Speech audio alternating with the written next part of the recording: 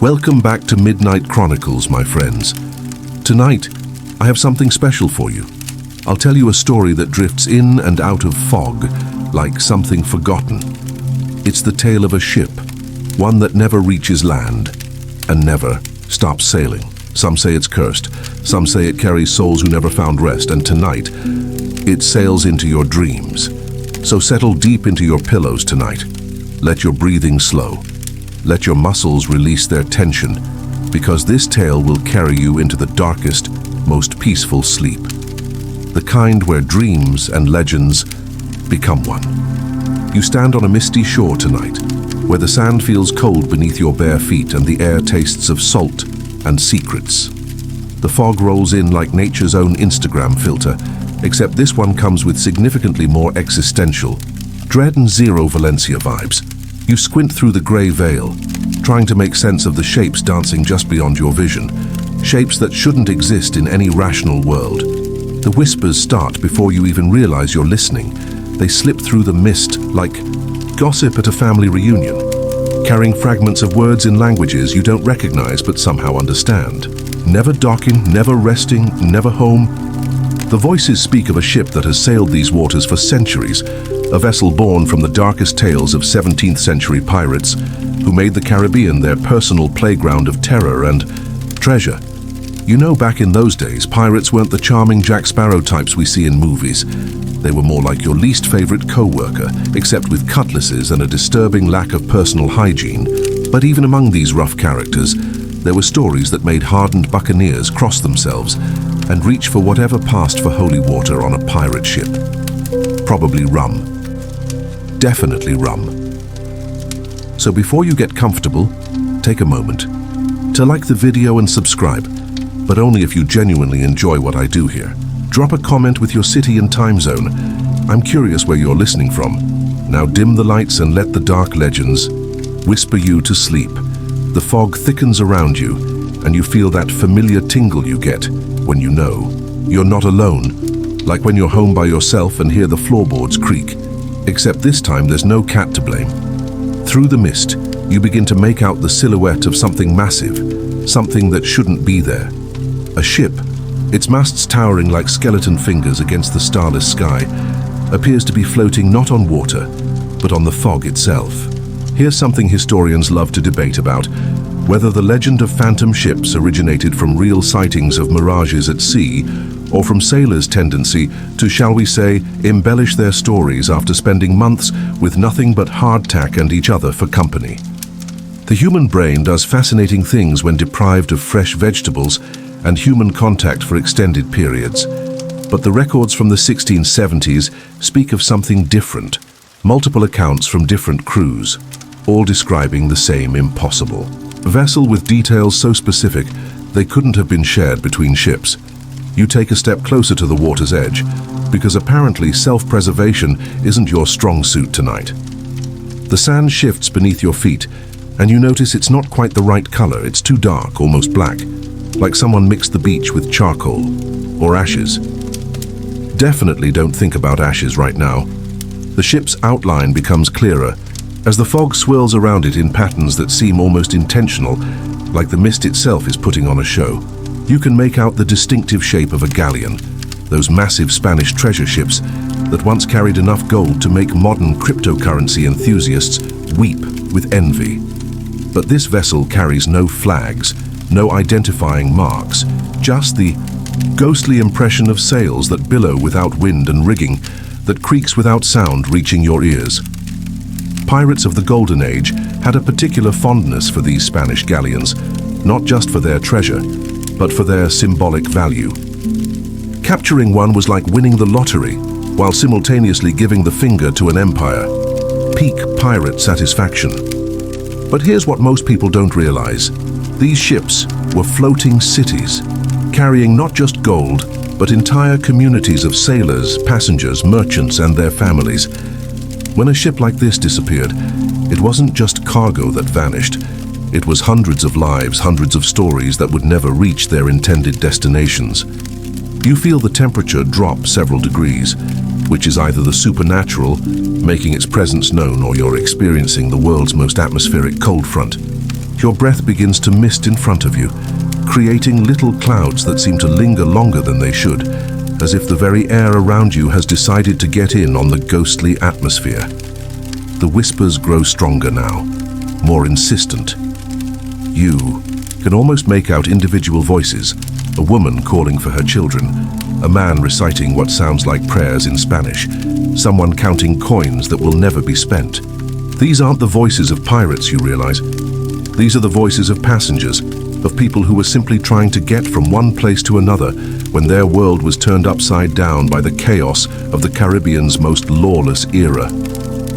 You'd probably last about 15 minutes on a 17th century ship before succumbing to scurvy, seasickness, or the crushing realization that bathroom facilities consisted of a plank hanging over the ocean. Modern plumbing has made us all terribly soft, so before you get comfortable, take a moment to like the video and subscribe, but only if you genuinely enjoy what I do here. And while you're contemplating your relationship with phantom ships and questionable life choices, drop a comment and let me know where you're watching from and what time it is in your corner of the world. Are you tucked safely in bed? Or are you brave enough to be listening to this while standing on your own foggy shore? Now, dim the lights and let the past whisper you to sleep. The fog begins to part like theater curtains, revealing more of the impossible vessel before you. Its hull rises from the mist like a mountain of dark wood, scarred and weathered by centuries of storms it should never have survived. You count the gun ports along its sides, enough firepower to level a small town, but the cannons that should be gleaming with menace are draped in seaweed and barnacles that seem to pulse with their own dim light. As you stand there, trying to process what your eyes insist they're seeing, you notice something that makes your skin crawl in the most delicious way possible. The ship isn't just floating on the fog, it's moving, slowly, deliberately, like a predator that knows its prey can't escape. The massive hull turns in your direction, and you swear you can feel the weight of unseen eyes upon you. The historical records from Port Royal speak of a ship matching this description, first sighted in 1661, just 3 months after a particularly brutal raid on a Spanish treasure fleet. Witnesses described a galleon that appeared during the darkest hours of night, sailing against the wind with impossible speed. What makes these accounts remarkable isn't just their consistency, but the fact that they came from sources who had never met each other. British naval officers, merchant captains, even Spanish survivors of pirate attacks all reported the same ghostly vessel. But here's the detail that historians still debate. Every witness mentioned the same strange phenomenon. The ship appeared to be searching for something, sailing in patterns that made no navigational sense, as if following a map to nowhere. Some claimed they could hear voices calling across the water, speaking in a mixture of languages, all asking the same question: where is the shore? Remember that feeling of being watched from the fog? Well, now you're about to meet the one doing the watching. You find yourself somehow aboard the phantom vessel, though you can't recall stepping foot on any gangplank. The deck beneath your feet feels solid enough, if you ignore the way it occasionally becomes translucent, giving you glimpses of the dark waters far below. It's like walking on the world's most unsettling glass floor, except this one comes with the distinct possibility of falling through to your doom. The ship's captain emerges from the shadows near the wheel, and he's exactly what you'd expect from centuries of ghostly maritime tales, yet somehow worse. He's tall, gaunt, with a beard that flows like seaweed in an underwater current. His coat, once probably a rich blue or black, now appears to be made of condensed midnight and regret. But it's his eyes that catch your attention. They burn with a cold fire that seems to contain all the fury of every storm he's ever weathered. "Welcome aboard," he says, and his voice carries the weight of centuries, like listening to an echo that's been bouncing around the same cave since the dawn of time. You notice he doesn't blink, which is either a supernatural quirk or the result of spending too many years staring into the endless horizon without finding what he's looking for. This is Captain Erasmus Blackwater, though that wasn't always his name. In life, he was known as Captain Edmund Holloway, a name that appeared on British naval records from 1658 to 1662, when he mysteriously vanished along with his entire crew. What the official records don't mention is that Holloway had made a deal that would make even modern politicians blush. He'd agreed to betray his own crew for a chest of Spanish gold, enough to retire to a life of luxury in the American colonies. You'd think betraying your crew would be a straightforward affair, but apparently even treachery had its complications in the 1660s, kind of like trying to cancel a subscription service today, except with more actual death involved. The captain's spectral form paces the deck with the restless energy of someone who's been walking the same route for over 3 centuries. His boots make no sound on the weathered planks, but you can feel the vibration of his eternal march through the soles of your feet. Every so often, he pauses to adjust rigging that doesn't need adjusting or to peer through a spyglass at horizons that never change. I swore an oath, he continues, seemingly to himself as much as to you. A binding promise sealed with blood and silver, witnessed by powers older than the church and twice as unforgiving. He gestures to the dark waters surrounding the ship, where phosphorescent foam creates patterns that look disturbingly like faces. I promised my crew safe passage to Port Royal, promised them their fair share of the treasure we'd taken from the Spanish dogs. But promises, you see, are like anchors. They either hold you in place or drag you to the bottom. The oath he speaks of was more than just words. In the Caribbean of the 1660s, pirate crews operated under strict codes that governed everything, from the division of loot to the punishment for cowardice. Breaking these codes wasn't just dishonorable, it was often a death sentence. But Holloway had been approached by Spanish agents who offered him enough gold to buy his own island, along with a full pardon from King Charles II for his years of piracy. Here's what most people don't know about pirate codes. They weren't just suggestions or guidelines. These were binding contracts, often signed in blood, that created a bond between crew members stronger than family ties. When a captain swore, to protect his crew, it wasn't just his reputation at stake. According to the beliefs of the time, it was his very soul. The captain turns to face you directly, and you wish he hadn't.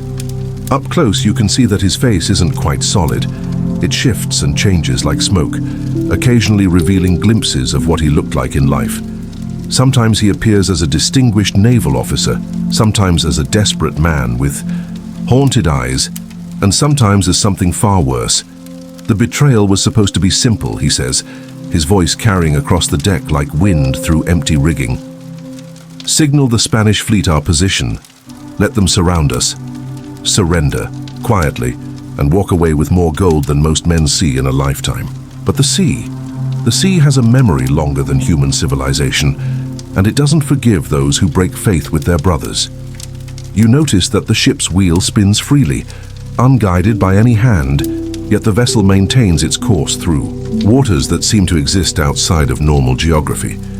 Stars appear and disappear in the sky above, creating constellations you don't recognize, as if even the heavens are unwilling to provide proper navigation for this cursed voyage.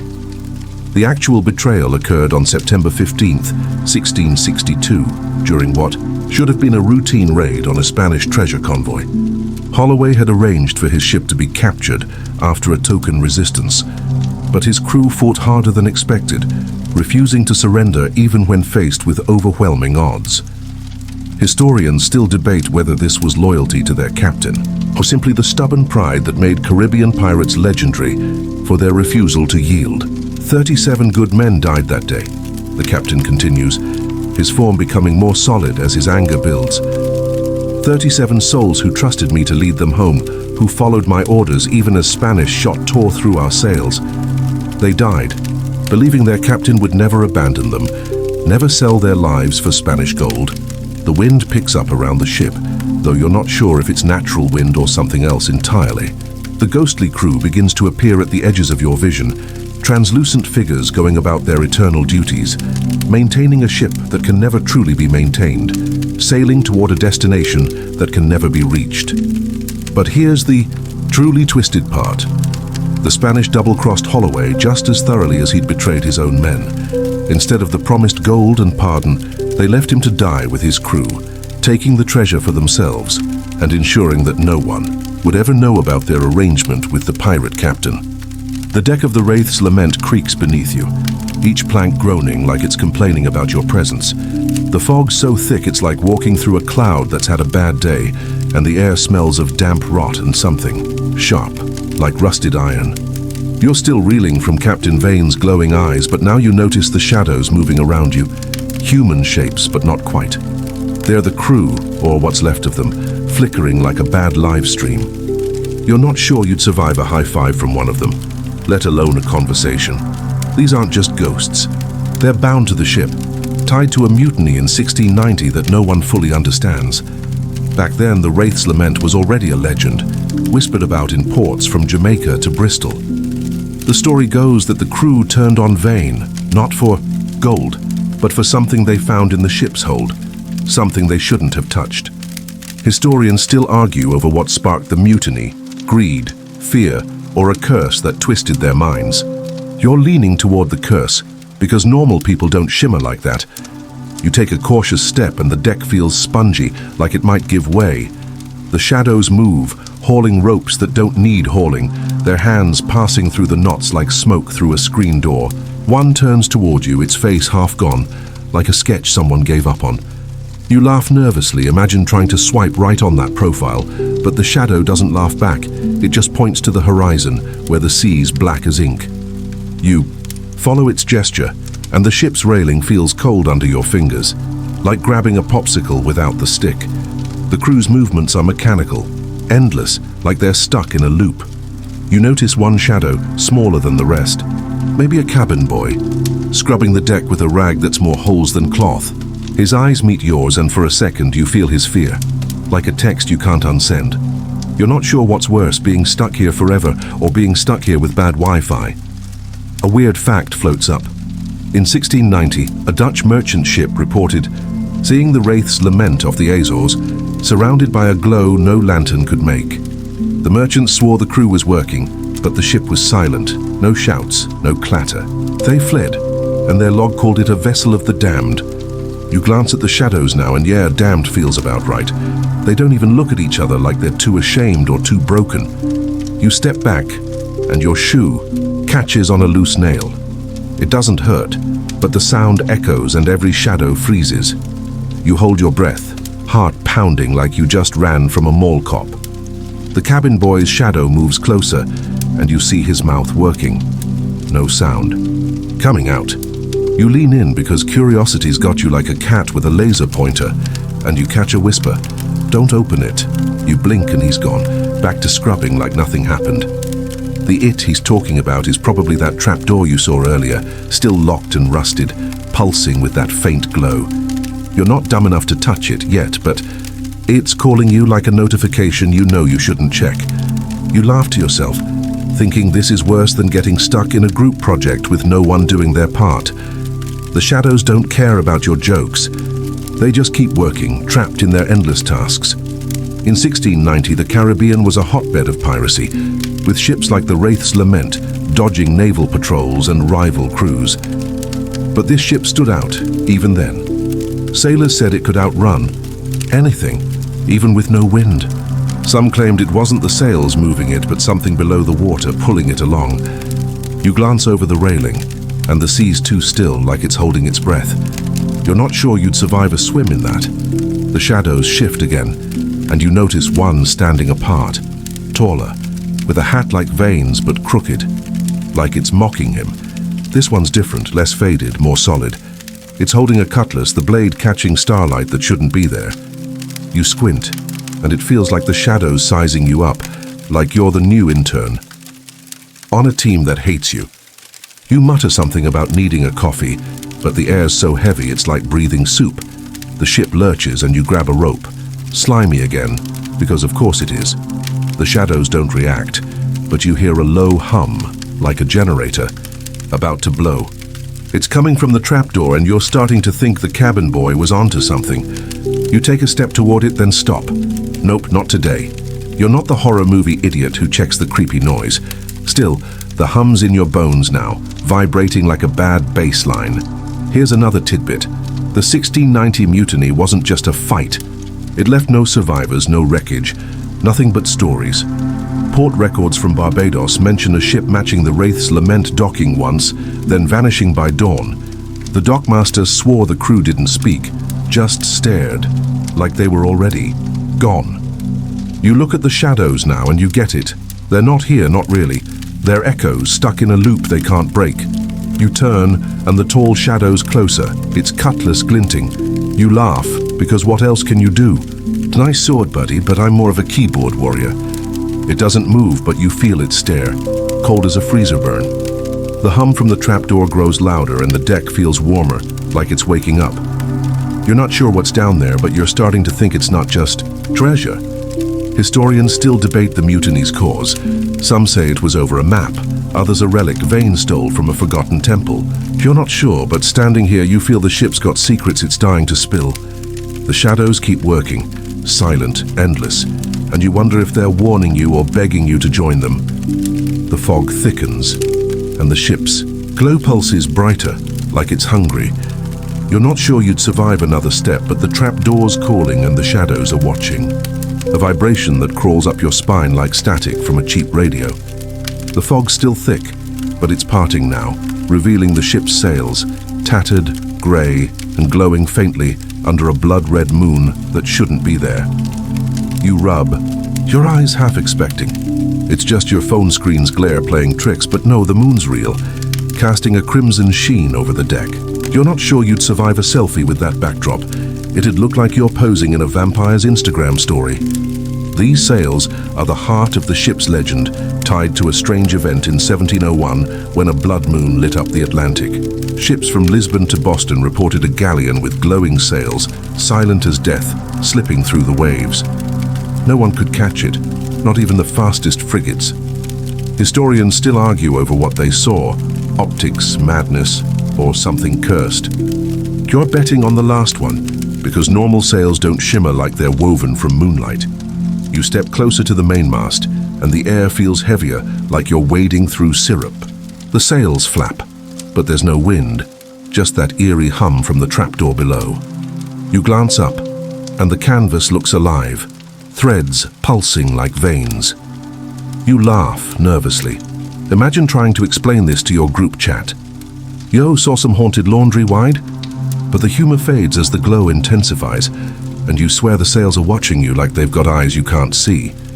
You reach out, stupidly, because curiosity's got you like a cat chasing a laser. The fabric's cold, rough, like touching a gravestone. You pull back, heart thumping, and notice the shadows from last time, the crew still working, oblivious to the moon's red glare. One's climbing the rigging, its form flickering like a glitchy video call. You wonder if they see the sails glowing or if they're too far gone to care. Here's a weird fact. In 1701, a Portuguese captain claimed the Wraith's Lament appeared. During a lunar eclipse, its sails so bright they lit the sea for miles. His log, buried in a Lisbon archive, said the light didn't just shine, it moved, like it was searching for something. You glance at the sails now, and yeah, the glows, shifting, pooling in spots like spilled ink. You're not sure you'd survive standing in that light for long. The deck creaks and you spin around expecting Vane or that creepy shadow with the cutlass.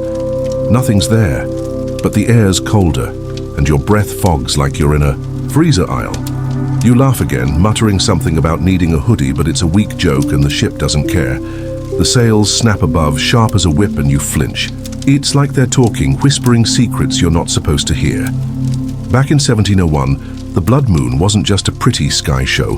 It coincided with a string of shipwrecks, dozens of vessels lost in calm waters, no storms, no pirates, just gone. Sailors blamed a ghost ship with sails that burned without fire.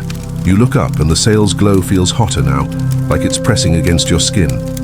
You step back, tripping over a coil of rope that's slimy as ever, because apparently this ship loves its gross textures. You notice something new.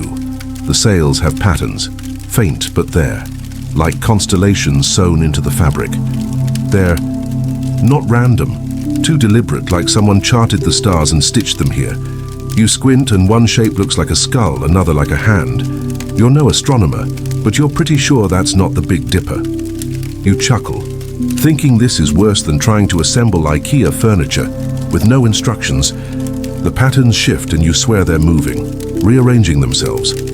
The hum from the trapdoor's louder now, syncing with the sail's glow like they're in on the same creepy plan. You glance at the shadows, still hauling ropes, and one turns, its face half melted, like a wax figure left in the sun. It doesn't speak, but its eyes say, "Don't touch the sails." You nod, like you're agreeing with a ghost on Zoom. No way you're touching them again, not after that gravestone vibe. A gust hits you, sudden and sharp, smelling of salt and something bitter like burned herbs. The sails billow, and the ship tilts, throwing you against the railing. Your hands grip the wood, splintered and damp, and you feel something carved into it. More symbols like the ones on the sails.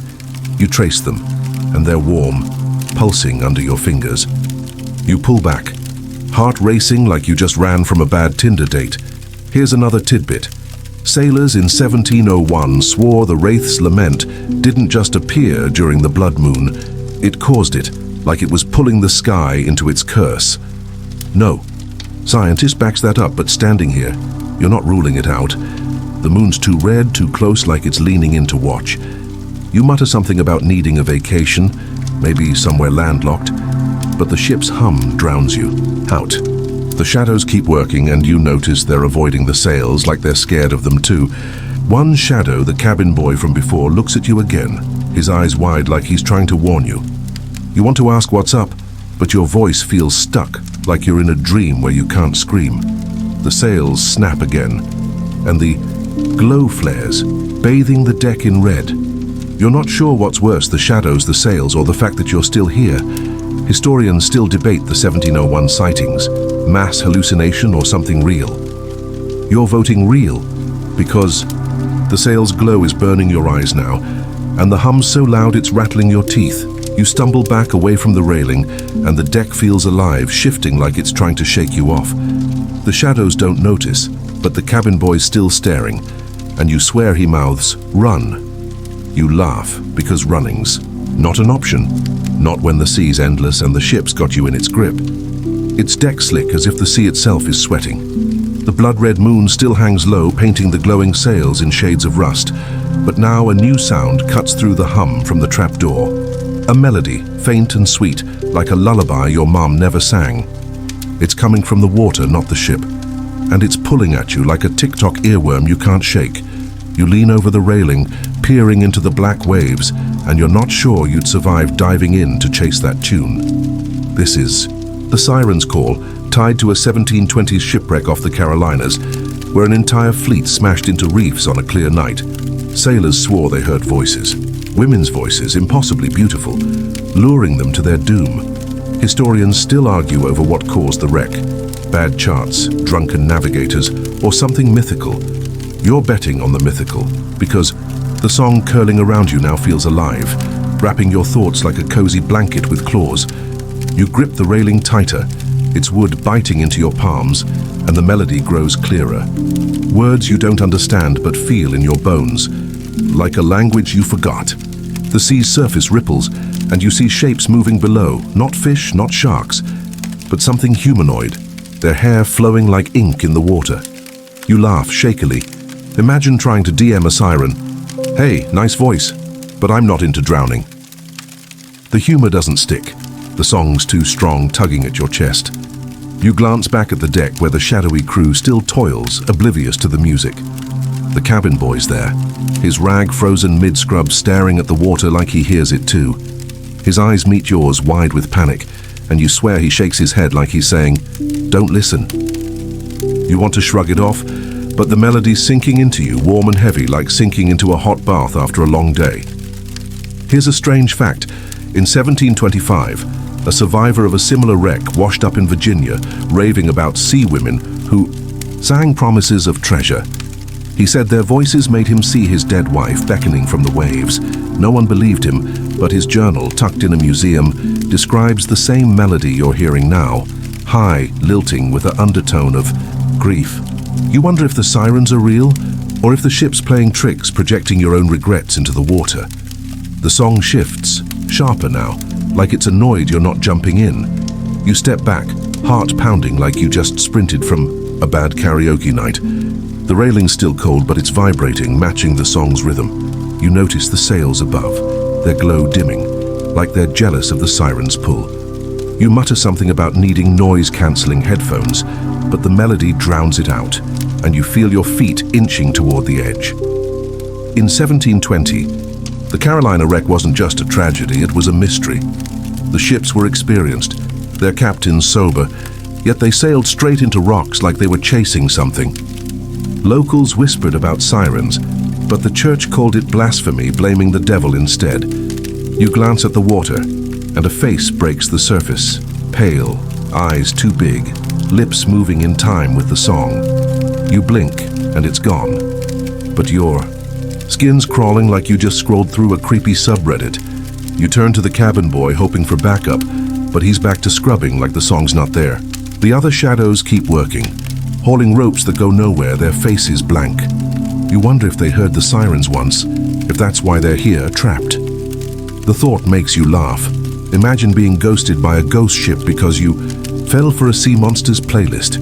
The song swells and you feel it in your chest, urging you to climb the railing, to dive. Your hands move before you think, gripping the wood, one foot lifting.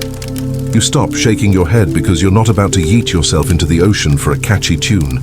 Still, the melody's relentless, promising rest, love, everything you've ever wanted. It's like a spam email you almost believe, and you hate how much you want to click. You notice something else. The ship's hum, that trapdoor pulse, is fighting the siren's song, like two radio stations overlapping.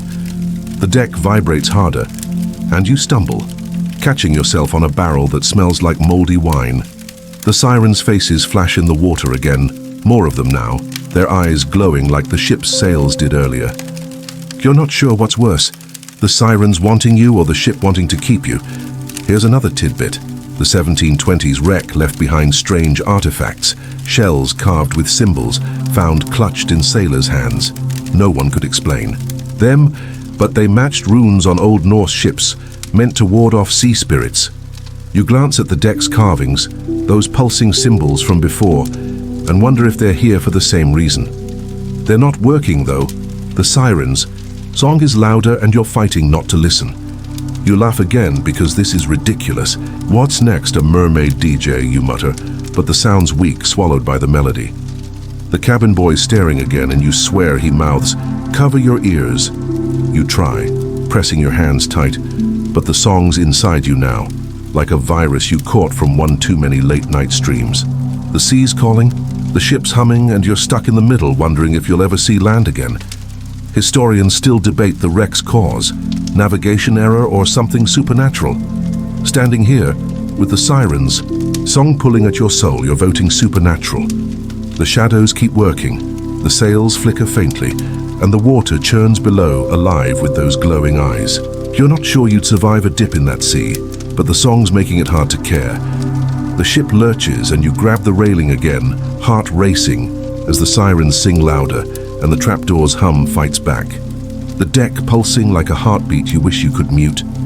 The siren's song still lingers, fading into the fog like a radio signal lost to static, but it's left you shaky, like you just chugged 3 energy drinks and regretted it. You're still gripping the railing, the wood slick with something that's definitely not just seawater. Gross like the time you touched mystery slime in a friend's fridge. The ship's hum is louder now, coming from that trapdoor, and you can't ignore it anymore. It's calling you, and you're not sure you'd survive answering. You inch toward the trapdoor, each step heavier like the ship's daring you to try. The hum's not just sound, it's a pull, like gravity's got a personal grudge. In 1740, a massive storm off Bermuda sank a dozen ships, but one survivor, half mad, babbled about a galleon with a glowing hold that ate souls. Historians still argue over his story, delirium or truth. You're leaning toward truth because the trapdoor's glow is seeping through the cracks, green and sickly, like a glow stick snapped in half.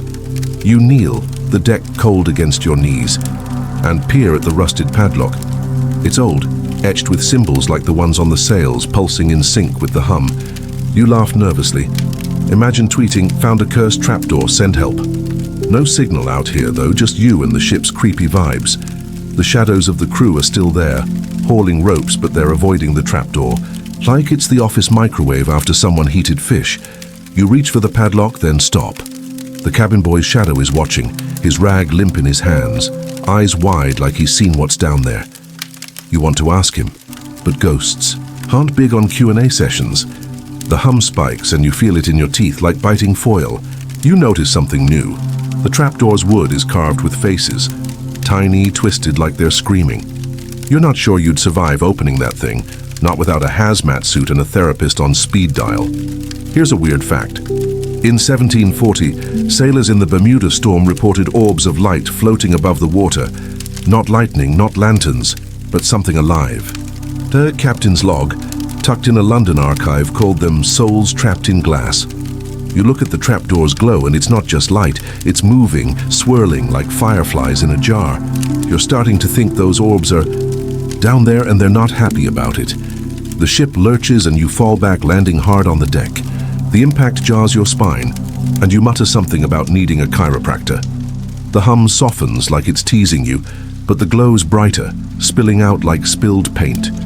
You crawl closer, because apparently you're that person in a horror movie who ignores all the red flags. The faces on the trapdoor seem to shift, their mouths opening wider, like they're trying to tell you something. You glance at the shadows, and they're working faster now, like they're scared. The cabin boy's still staring, and you swear he shakes his head like he's begging you to stop. You laugh because what else can you do? What's next? A jump scare, you say, but your voice is shaky, and the ship doesn't care. The glow pulses faster, and you feel it pulling at you like it's trying to suck you through the wood. In 1740, the Bermuda storm wasn't just a weather event, it was a graveyard. Ships vanished, and the few survivors spoke of a vessel that appeared in the chaos, its hold glowing like a furnace. No one could board it. It sailed too fast, slipping through waves like a knife. You look at the trapdoor now and you're sure it's the same ship.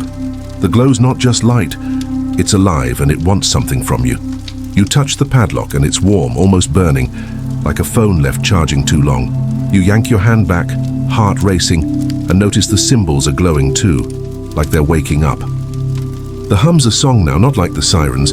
This one's deeper, angrier, like a growl you feel in your gut. You laugh again, muttering about needing a vacation, maybe somewhere with no boats, but the ship's not letting you off that easy. The deck vibrates, and you hear whispers. Not the crew, not the sirens, but something from below. They're not words, just feelings. Fear, rage, longing.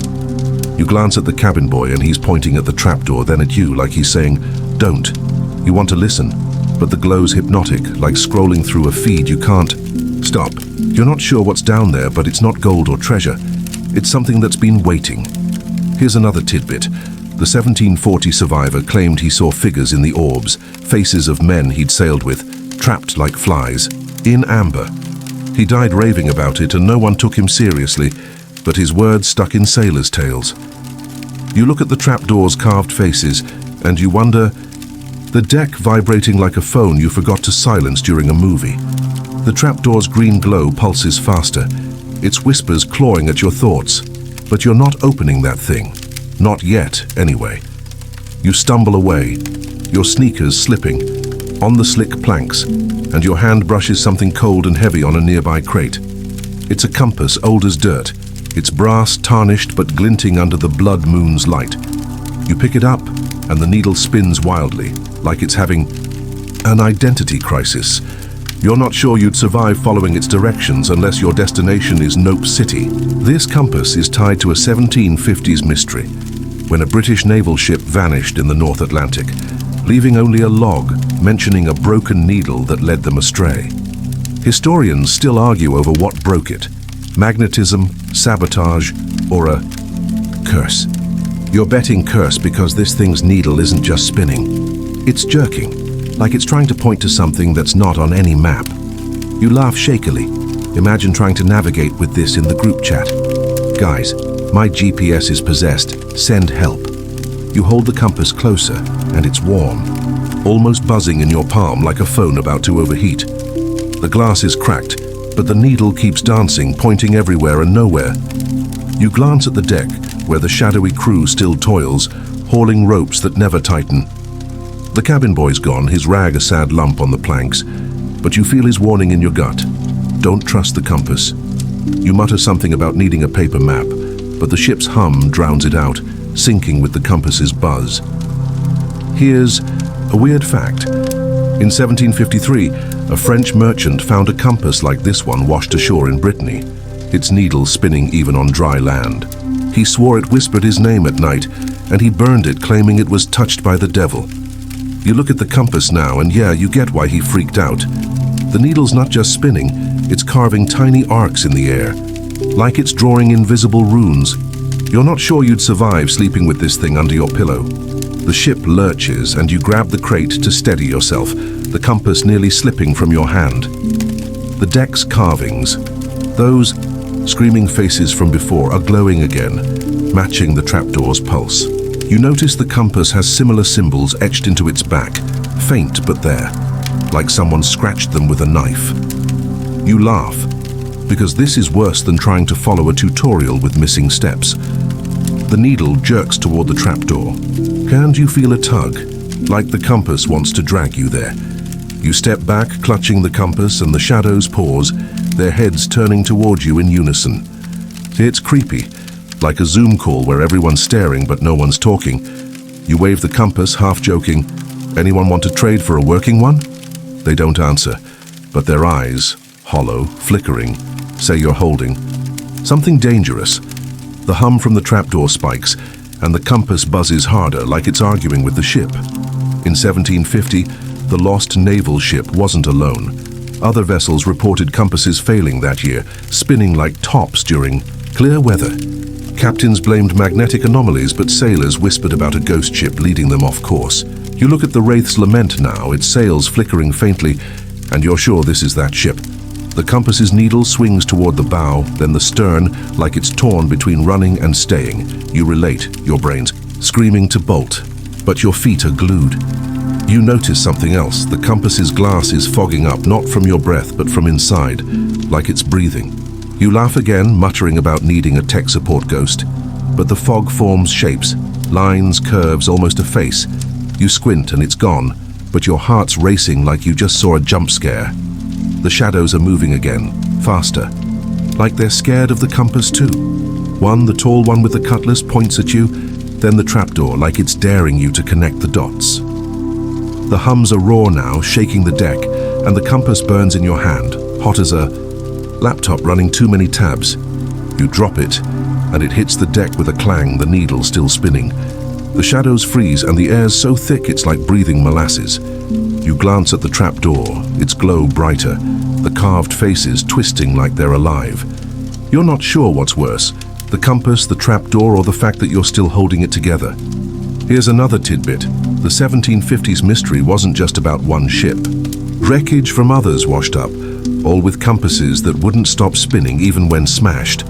Sailors said they felt watched before their ships went down, like something was guiding them to doom. You feel that now, the compasses. Buzz crawling up your arm, the shadow's eyes boring into you. You laugh because it's either that or scream, "Great, I'm in a haunted escape room with no exit." You step away from the compass, but it's like the ship's tilting to keep you close. The needle points at you now, steady for the first time, like it's locked on. The trapdoor's hum matches your heartbeat, and you swear the carved faces are whispering your name. You look at the shadows and the tall one's closer, its cutlass glinting. You want to ask what's going on, but your voice is gone, like you're stuck in a silent TikTok. Historians still debate the 1750s vanishings, natural causes or something else. You're voting something else because the compass is glowing, now matching the trapdoor's light, and the ship feels alive like it's waiting for you to make a move. The shadows watch, the sails flicker, and the sea's too quiet below. You're not sure you'd survive following that needle, but it's pointing at the trapdoor, and the Wraith's lament isn't letting you look away. The deck bucking like it's trying to throw you overboard. The compass you dropped is still glowing, its needle locked on the trapdoor, but now the air crackles, heavy with the smell of ozone, like a storm's brewing inside your lungs. The sky above churns, clouds swirling into a vortex, and rain starts to fall. Not drops, but sheets, cold and sharp as needles. You're soaked instantly. your clothes clinging like a bad decision at a laundromat. You're not sure you'd survive this weather, even with an umbrella made of pure denial. This storm feels alive, tied to a real hurricane in 1775 that sank a British fleet off the Carolinas. Known as the Great Hurricane, it shredded ships like they were paper, leaving no trace of some vessels. Historians still argue over what made it so deadly, unpredictable winds or something unnatural. You're leaning toward unnatural, because this rain stings and the wind screams like it's got a personal vendetta against you. You stumble toward the mast, grabbing it for balance, and the wood's slick, practically oozing under your hands. The compass glows brighter, its light cutting through the rain like a neon sign in a dive bar. You laugh shakily. Imagine posting this to your story. Stuck in a ghost storm, vibes are off. The shadows of the crew are still there, working. Through the deluge, their forms blurring like wet ink. They don't flinch, but you swear the cabin boy's shadow glances at you, his eyes pleading like he's saying, "Get below deck." The wind howls louder, tearing at the sails which somehow hold firm, their eerie glow pulsing through the storm. You notice the deck's carvings. Those screaming faces seem to writhe in the rain, like they're drinking it in. The trapdoors' glow is stronger too, green and angry, fighting the storm's chaos. You mutter something about needing a lifeboat, but the sea's a churning black void below, waves crashing like they're hungry for you. Here's a weird fact. During the 1775 hurricane, survivors reported a ship sailing through the storm, untouched, its deck glowing like a lantern. A captain's log preserved in Charleston described it as a vessel of no mortal make. You look around and yeah, this is that ship. The Wraith's lament isn't just surviving the storm, it's riding it, like it's part of the chaos. You're not sure you'd survive being its passenger much longer. The rain blinds you and you wipe your eyes, only to see a wave rear up, taller than a building, crashing over the deck. You brace, expecting to be swept away, but the water parts around you like the ship's shielding you. You laugh because it's either that or cry, "Great, now I'm in a haunted car wash." The shadows keep working, hauling ropes that stay, dry despite the deluge. You wonder if they're used to this, stuck in an eternal storm. You stumble toward the trapdoor, driven by some dumb instinct, like when you keep scrolling a bad feed. The hum's louder, cutting through the wind's scream, and the compass rolls toward you, stopping at your feet. Its needle's still pointing at the trapdoor like it's begging you to open it. You kick it away because you're not that horror movie cliché, but the ship lurches and you fall, your hands landing inches from the trapdoor's rusted lock. The carvings on the trapdoor pulse, their faces twisting into grimaces, and you swear one looks like you. Same jawline, same panic. You scramble back, heart pounding like a bass drop at a bad club. The storm's getting worse. Lightning cracking the sky, each flash showing the shadows frozen, staring at you. The tall one with the cutlass is closer now, its blade catching the lightning's glow. You mutter, "Nice knife, but I'm not on." The menu, but the wind swallows your voice. In 1775, the Great Hurricane didn't just sink ships, it changed history. The British fleet was meant to reinforce troops, but its loss shifted the American Revolution's tide. Sailors swore a ghost ship led stragglers to their doom, appearing in the storm's heart. You feel that now. The Wraith's lament isn't just caught in this storm, it's controlling it, like a DJ spinning chaos. The rain's colder, the wind sharper, and you're starting to think the ship wants you to see something. You notice the compass again, rolling back to you like a lost puppy. Its glass is clear now, no fog, but the needle's spinning faster, like it's desperate. You pick it up and it burns, not hot but cold, like grabbing ice barehanded. The symbols on its back glow, matching the trapdoor's carvings, and you feel a tug, like the ship saying, "Open it."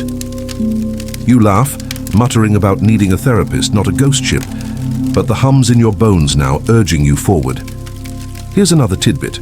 Wreckage from the 1775 hurricane washed up with strange marks, burns that looked like symbols, not fire. No one could explain them, but old sailors said they matched runes on cursed ships, meant to bind something dark. You glance at the deck's carvings, glowing through the rain, and yeah, they're the same. The trapdoor's hum spikes, and you feel it in your chest like it's trying to rewrite your heartbeat. The storm roars and the ship tilts, throwing you toward the trapdoor. You catch yourself, hands on the wet wood, inches from the lock. The shadows are watching. The cutlass shadow closest, its blade raised like it's waiting for you to screw up. You laugh again because it's all you've got. What's next? A lightning bolt with my name on it. The storm answers with a crack, and the trapdoor's glow flares, lighting the deck like a horror movie set. You're not sure you'd survive touching that lock, but the ship's not giving you a choice. The storm's pushing you, and the Wraith's lament is ready to show its next secret. The storm rages on, the Wraith's lament rocking like it's dancing to a beat you can't hear. Rain lashing your face like 1,000 tiny slaps.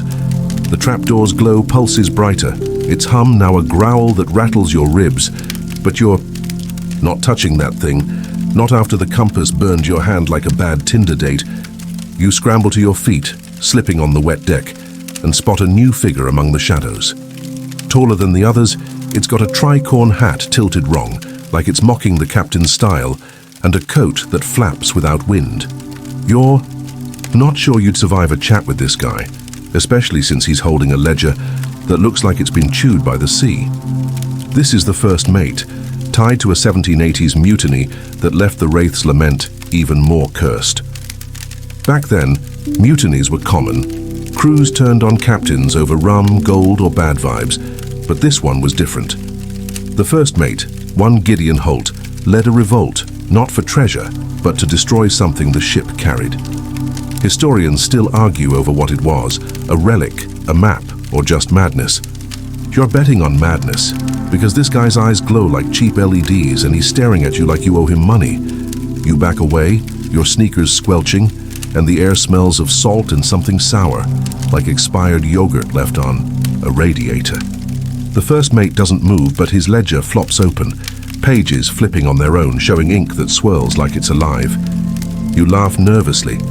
Imagine trying to file that in a Google Doc. The shadows of the crew keep working, hauling ropes through the storm, but they're avoiding the first mate, like he's the co-worker who always microwaves fish.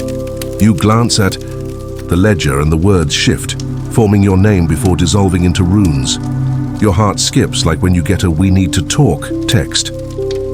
The first mate's lips twitch, not a smile, more like a grimace, and his voice rasps, "You're late."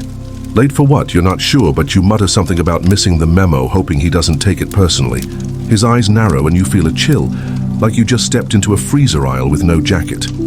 Here's a weird fact. In 1783, a Spanish ship reported sighting the Wraith's lament off Havana, its deck lit by a figure holding a glowing book. The crew fled, claiming the figure judged them, and their ship sank days later. You look at the first mate's ledger now, and yeah, it's glowing. Faint but steady, like a phone screen left on.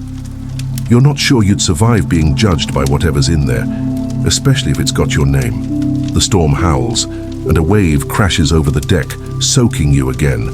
You stumble, grabbing a rope that's slimy as ever, because the ship loves its gross textures. The first mate doesn't flinch, his ledger dry despite the rain, and he steps closer, silent as a shadow.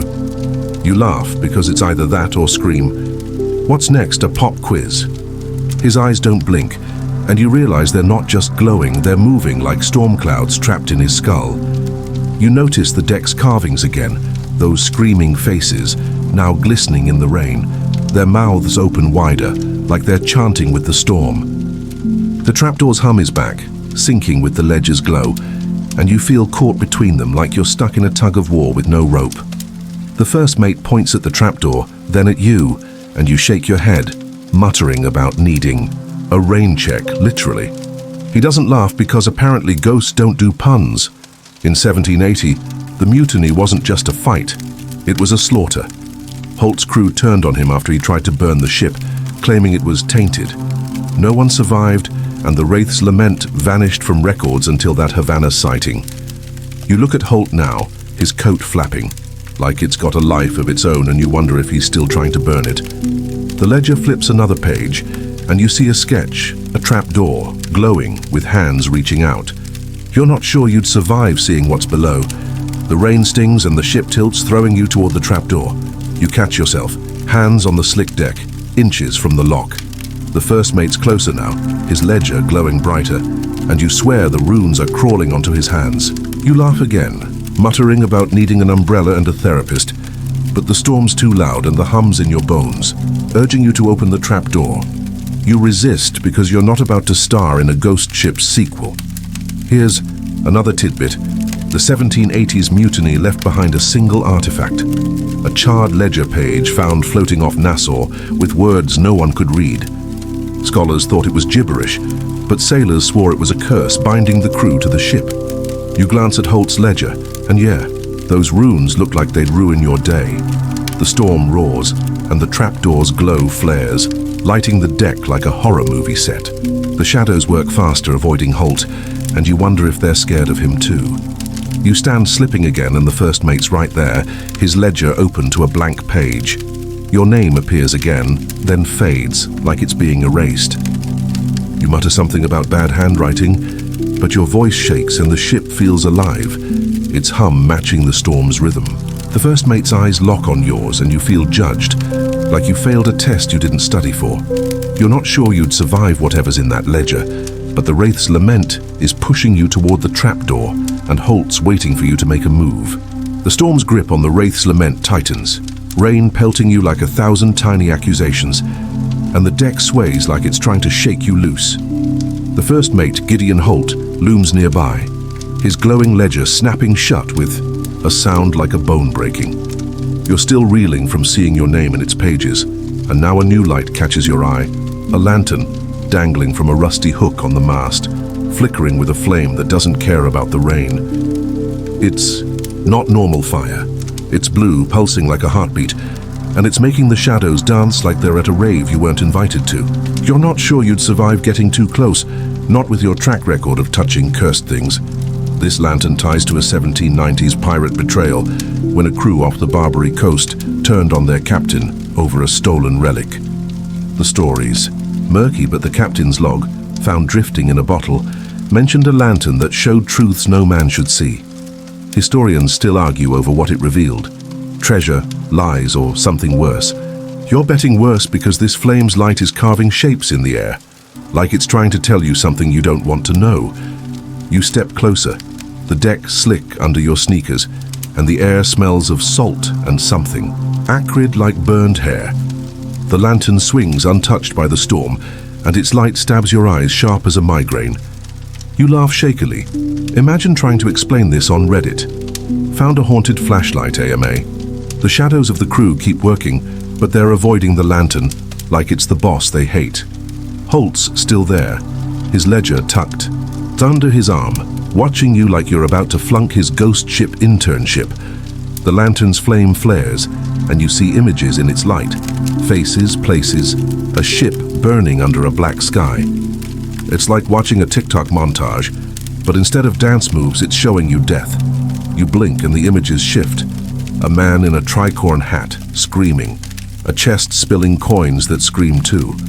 Your heart's pounding like you just ran from a bad karaoke night, and you mutter something about needing a screen time limit. The flame doesn't care, it keeps showing you things, and you're not sure you want to see the ending. Here's a weird fact. In 1791, a pirate ship wrecked off Algiers, and survivors swore a blue lantern led them to the rocks, showing them their own betrayals. The lantern was never found, but local fishermen claimed it floated ashore still burning until someone buried it. You look at this lantern now, and yeah, it's got that vibe, like it's judging you for every white lie you've told. You're not sure you'd survive staring into it too long, especially if it shows your browser history. The storm roars and a wave crashes over the deck, but the lantern's flame doesn't flicker. You stumble, grabbing a rope, slimy because this ship's obsessed with gross textures, and the light shifts, showing you again. It's you, but wrong. Your face, pale and hollow, standing on this deck. You laugh, because it's either that or scream. Great, now I'm in a haunted music video.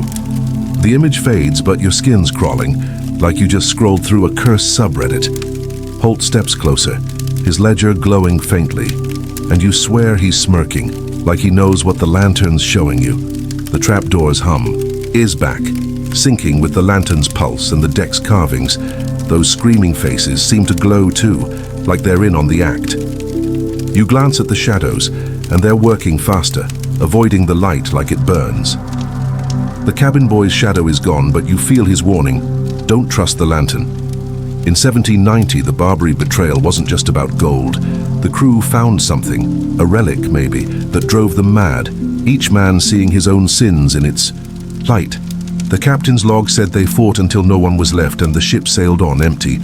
You look at the lantern now and you're sure it's tied to that relic, showing truths that break people. The flame flares again, and you see Vane, the captain, his face twisted, begging for forgiveness.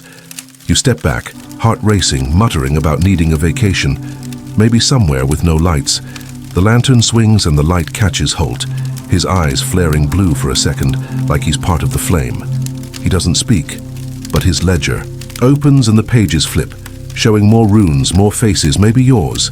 You laugh again, muttering about bad special effects, but the storm's too loud and the lantern's light is too bright. You're starting to think it's not just showing you things, it's pulling you in like a video you can't stop watching. Here's another tidbit. The 1790s wreck left behind a single survivor, a boy who washed up mute, clutching a burned piece of wood with a blue stain. He never spoke, but his drawings, kept in a Moroccan archive, showed a lantern and a ship that glowed. You glance at the lantern now, and yeah, it's glowing, and the deck's glowing with it, like the wraiths. Lament is one big light show. You're not sure you'd survive what it wants to show you next. The storm howls and the ship tilts, throwing you toward the lantern. You catch yourself, hands on the mast, and the flame flares, showing you standing by the trapdoor, key in hand. You don't have a key, but the image feels real, like a memory you haven't made yet. You mutter something about needing a hard pass, but the lantern's light is in your head now, and the trapdoor's hum is louder, calling you. Holt's watching, the shadows are watching, and the Wraith's lament is waiting for you to see the truth it's been hiding. The Wraith's lament shudders, its deck vibrating like it's trying to shake off the storm's rage. But the rain keeps pounding, each drop stinging like a tiny accusation. The blue lantern swings above, its flame casting shadows that twist into shapes you don't want to name, and the trapdoor's hum is a low growl syncing with your pulse. You're soaked, your clothes heavy as guilt, and the air's thick with salt and something darker. Maybe regret, maybe fear, like the smell of a room you shouldn't have entered. You feel the sea watching you, not just the waves, but the ocean itself, alive and hungry like it's got a personal score to settle. You're not sure you'd survive a swim in that, not with the way it's staring. This hunger ties to an 1800s legend, when sailors off the Azores swore the sea itself turned against them, swallowing ships whole during a calm night. They called it the sea's heart, a vengeful spirit that demanded tribute. Historians still argue over what they saw, mass hysteria or something real. You're betting real because the waves below are moving wrong, curling like fingers, and you swear they're reaching for you. You grip the mast, its wood slick and cold like grabbing a fish that's been dead too long. The lantern's light shifts, showing you glimpses of the sea's surface. Faces not human, their eyes glowing like the trapdoor's green pulse. You laugh shakily. Imagine trying to FaceTime that. The shadows of the crew keep working, hauling, ropes through the storm, but they're slower now, like they're scared of the water too. The first mate, Holt, is still there, his ledger tucked away, watching you with eyes that don't blink.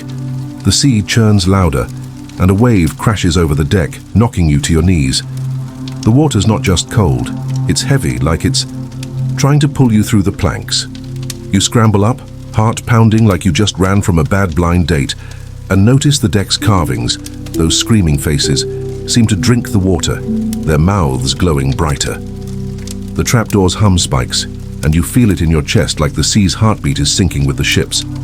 Here's a weird fact. In 1802, a Portuguese schooner vanished in the Azores, but its log washed ashore, describing a sea that sang with voices not of men. The crew claimed the water moved like it was alive, dragging their ship under.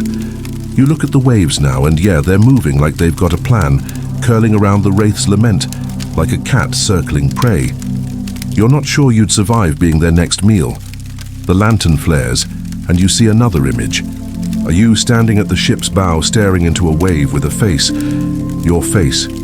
You blink and it's gone, but your skin's crawling like you just scrolled through a haunted photo album. You mutter something about needing a life jacket, but the sea's too loud and the ship's hum is louder. like they're arguing over who gets you. The shadows keep working, but Holt steps closer, his coat flapping like it's part of the storm. You notice something new. The waves aren't just water. They're carrying things, bones, shells, bits of wood, all etched with runes like the ones on the trapdoor. You laugh because it's either that or scream, "Great, now the ocean's a creepy Etsy shop." The runes. The Wraith's lament pitches violently, the deck tilting like a funhouse floor designed by someone with a grudge. The sea's voice, low, hungry, blends with the trapdoor's hum, creating a duet that's rattling your teeth. Rain stings your skin, and the lantern's blue flame swings wildly, casting shadows that twist into claws on the wet planks. You're clinging to the mast, soaked to the bone, when you spot something new. A rolled-up parchment tucked into a crack in the deck, glowing faintly like it's been waiting for you. Go grab it, because apparently you're still ignoring every horror movie rule, and it's heavy, damp, smelling like old books and bad decisions. You're not sure you'd survive unrolling it, not with the way the sea's watching. This parchment ties to an 1820s expedition that vanished in the South Atlantic, chasing a map said to lead to a cursed island. The ship, the Eternal Hope, left port with a crew of 30 and never returned, but their map, found floating in a barrel, promised riches no one could claim. Historians still argue over what they were chasing, a myth, a mirage, or something real.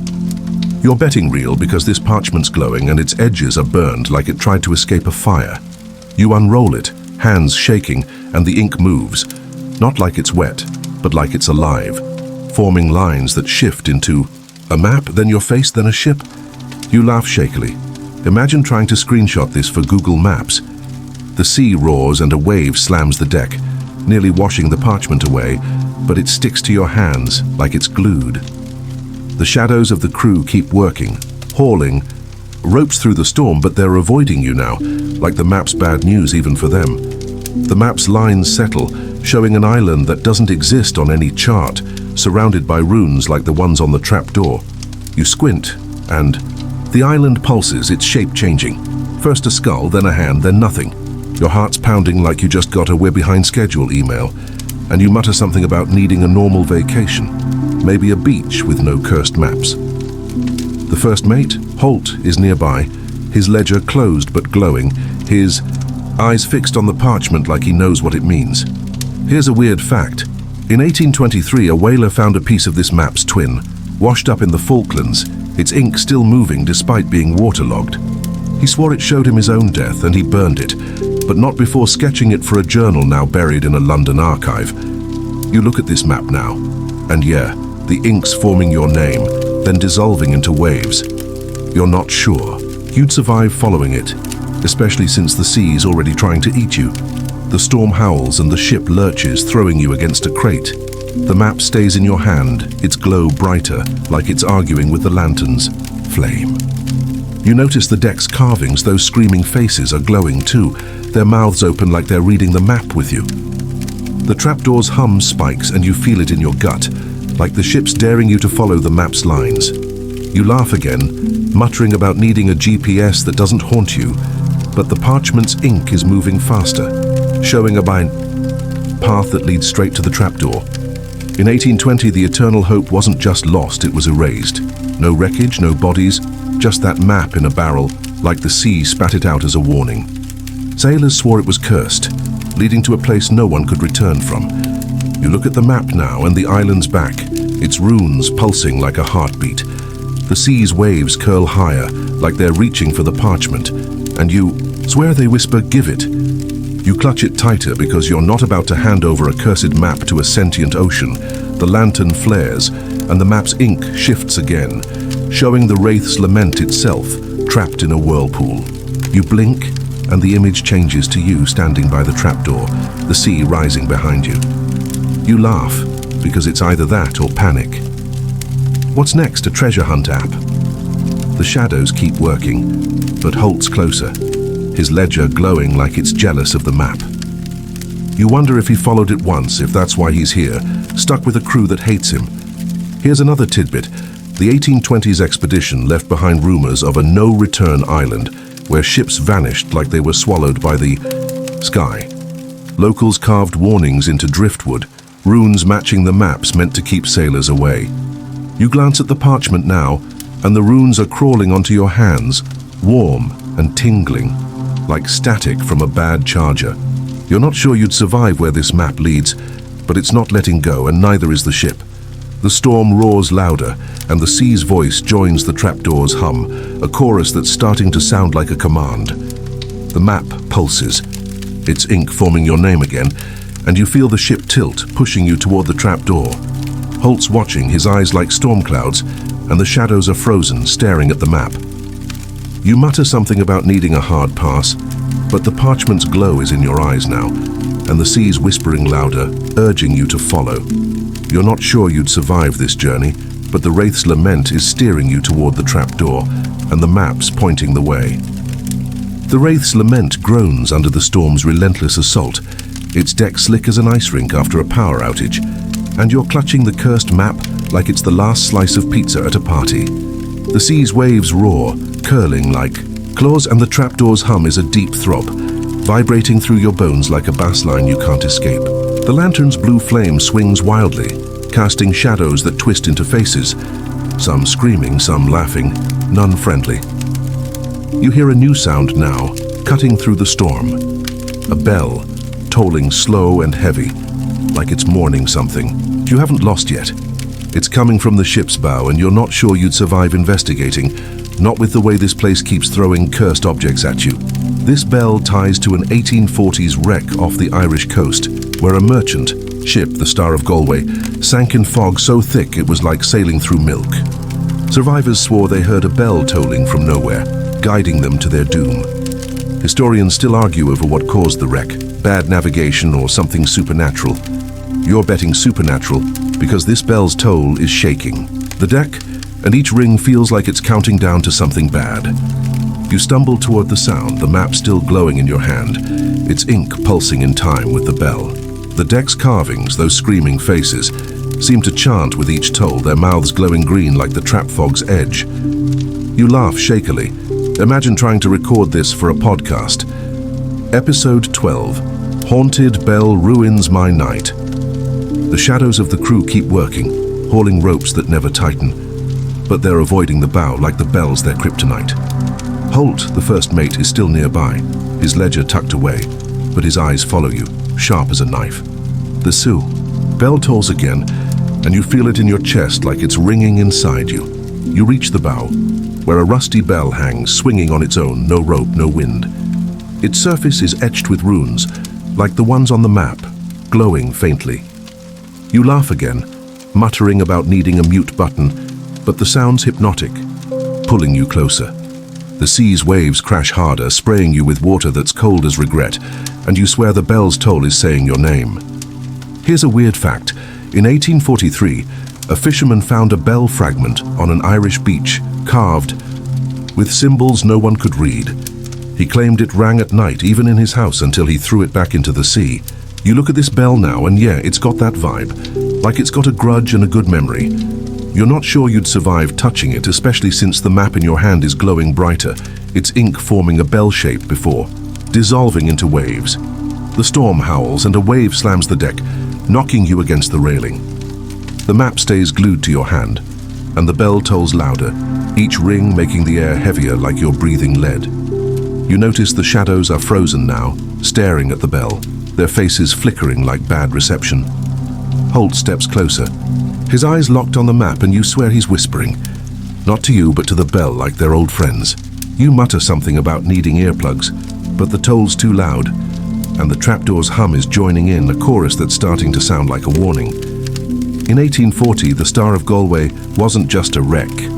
It was a mystery. No storm was reported, yet the ship sank, and survivors spoke of a bell that rang in the fog, leading them to rocks. Locals blamed a ghost ship, one that appeared only in mist. You look at the Wraith's lament now, shrouded in fog despite the storm, and you're sure this is that ship.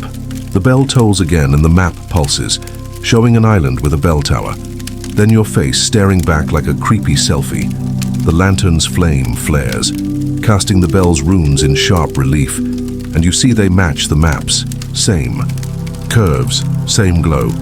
You laugh because it's either that or panic. What's next? A haunted doorbell.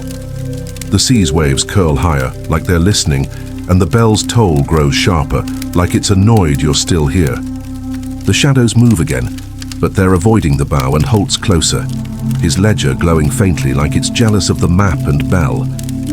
Here's another tidbit. The 1840s wreck left behind strange flotsam, wood carved with bells, found scattered across beaches.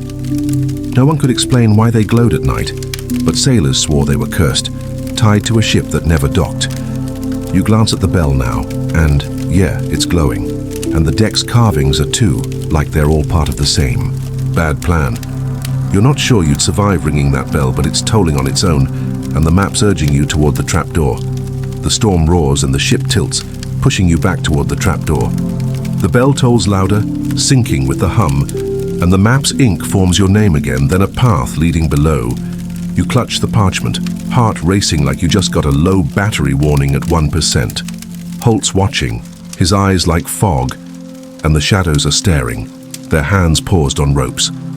You mutter something about needing a timeout, but the bell's toll is in your head now, and the wraith's lament is steering you toward the trapdoor, where the sea and the bell and the map all seem to want you to go.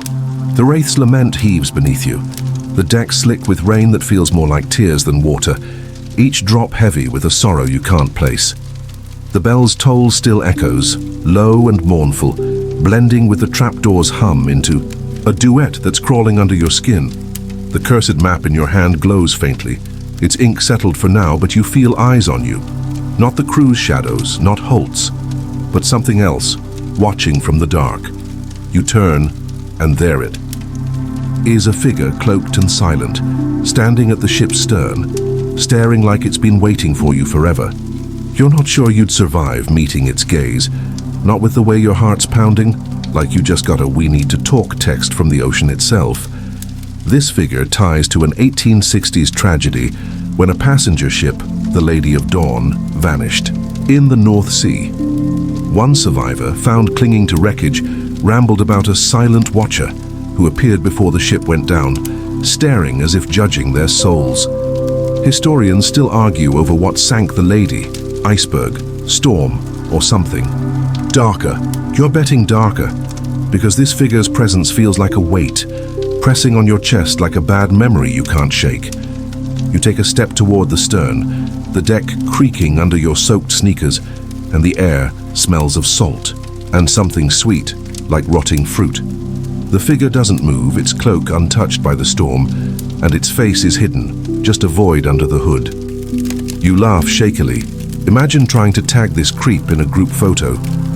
Who's this guy? Ruining the vibe?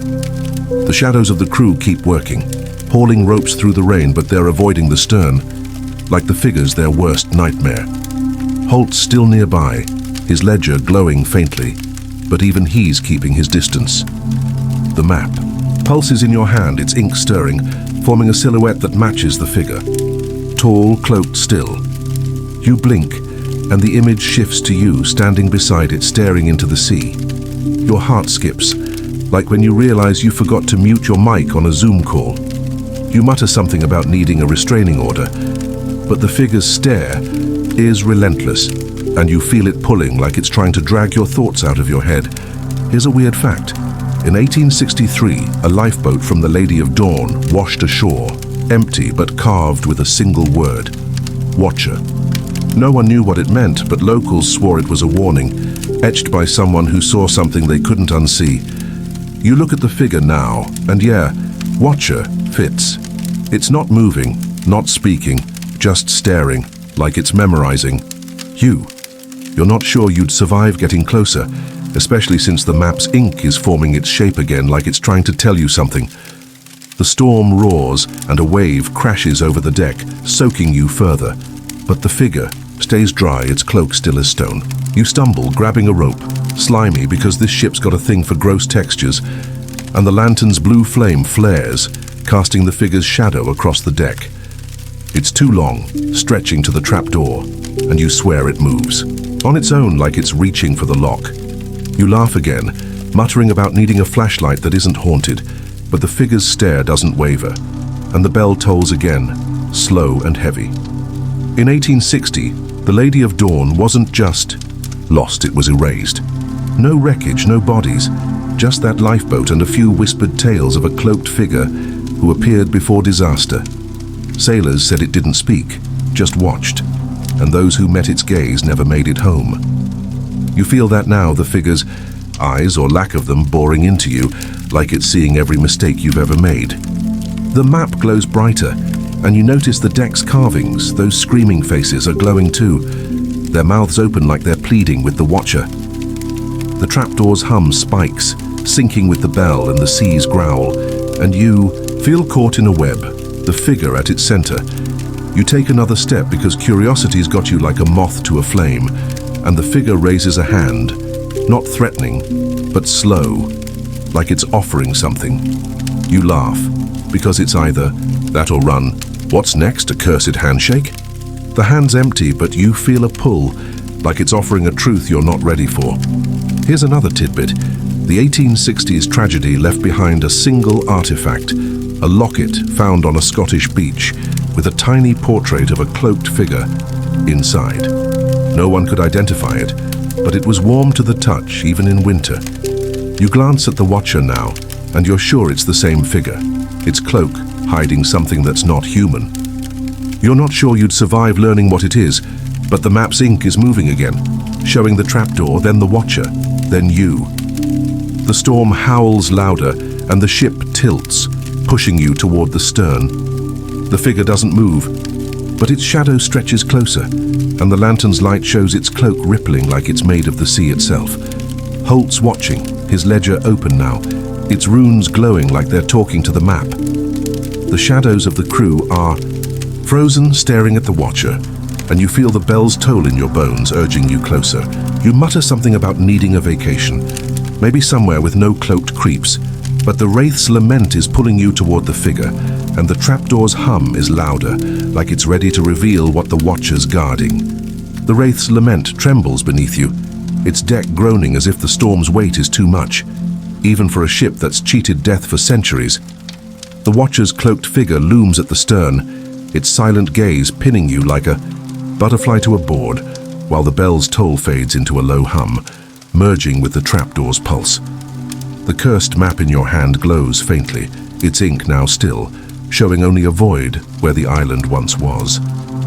The storm softens, rain slowing, to a drizzle, and the sea grows calm, too calm, like it's holding its breath.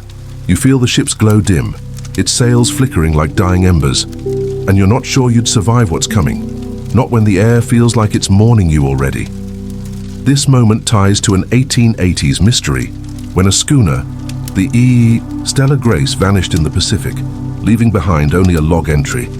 The ship faded into starlight. No wreckage, no survivors, just tales of a vessel that dissolved into the night sky. Historians still argue over what happened, fog, mirage, or something beyond reason.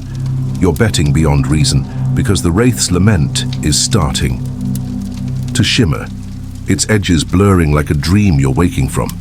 You take a step, the deck soft under your sneakers, like it's turning to mist. The watcher doesn't move, but its cloak ripples, blending with the sea, and you swear it's fading too. You laugh softly. Imagine trying to vlog this, chasing a ghost ship that's ghosting me. The shadows of the crew are barely there, now their forms dissolving into the fog, and Holt's gone, his ledger nowhere in sight. The lantern's blue flame gutters, casting faint light on the deck's carvings. Those screaming faces now silent, their glow fading like a phone on its last percent. The map in your hand feels lighter, its parchment crumbling at the edges, and you notice the runes are gone, replaced by faint stars like a sky chart. You blink and the ship's outline wavers, its hull sparkling like it's made of constellations. The trapdoor's hum is softer, almost a lullaby, and you feel a pull, not toward it but upward, like the stars are calling you. You mutter something about needing a telescope, not a cursed map, but the ship's fading faster and you're not sure if you're fading with it. Here's a weird fact. In 1885, a lighthouse keeper in the Pacific reported a ship that sailed into the sky, its sails glowing like stars before it vanished. His log, tucked in a Sydney archive, called it a vessel of light, bound for nowhere. You look at the Wraith's Lament now, and yeah, it's glowing. Not with the trapdoors green or the lanterns blue, but with a soft silver, like moonlight on water. You're not sure you'd survive where it's going, but it feels like it's taking you along. The sea is mirror still, reflecting a sky full of stars that seem too close, like they're leaning in to watch. The watcher's cloak dissolves into sparkles, and you swear it nods, not threatening, but calm, like it's saying goodbye. You laugh again, softer, muttering about needing a star chart app, but the ship's hum is gentle now, wrapping you like a blanket. The shadows are gone, the bell's silent, and the trapdoor's glow is just a memory, like a song you can't quite recall. In 1880, the Stellar Grace wasn't just lost, it was unmade. Sailors in nearby ports swore they saw stars move that night, forming shapes, a ship, a face, a hand, before scattering. You look up and the sky's doing the same, stars shifting into the Wraith's Lament's outline, then breaking apart. The map crumbles in your hand, turning to dust that glitters, like stardust, and you feel lighter, like you're floating. The ship's deck is barely there, its planks fading into a silver mist that smells of salt and dreams. You take a breath, slow and deep, and the air's warm now, no longer heavy with the storm's bite. The watcher's gone, and the sea's surface ripples, reflecting stars that pulse like heartbeats. You laugh one last time, whispering about needing a nap. Not a cosmic road trip, but the ship's glow wraps you, soft as a whisper. The trapdoor's silent, the lantern's out, and the Wraith's Lament is dissolving, its edges blending with the sky until you're standing on nothing but light. Here's another tidbit. The 1880s mystery left behind a single artifact, a star-shaped pendant found on a beach, warm to the touch and glowing faintly at night. No one could explain it, but sailors said it was a piece of the ship that sailed into the stars. You feel that now, the ship's glow fading into you, like you're part of its story. The stars above brighten, and you hear a whisper, not the sea, not the trapdoor, but the ship itself, saying, "Rest." The Wraith's Lament is gone, and you're floating weightless in a sea of stars. The storm's memory lingers, but it's distant, like a dream you're already forgetting. Your breath slows, and the stars blur, their light soft and warm. Like a lullaby you've always known. You're not afraid anymore. The ship's taken you somewhere safe, somewhere quiet. The map's dust drifts away, and the sea's voice fades, leaving only the stars, whispering you to sleep. Close your eyes now, let the light carry you, and drift with the legend that sails forever.